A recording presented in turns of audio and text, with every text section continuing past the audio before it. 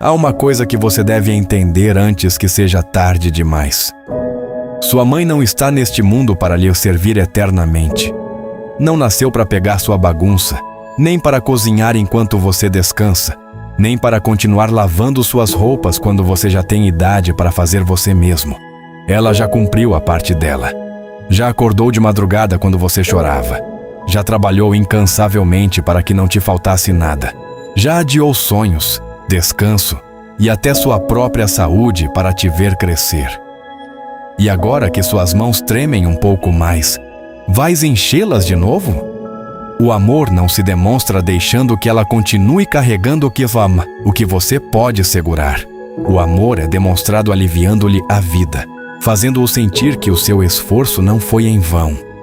Uma mãe não precisa de discursos longos, precisa de respeito diário, precisa de descansar,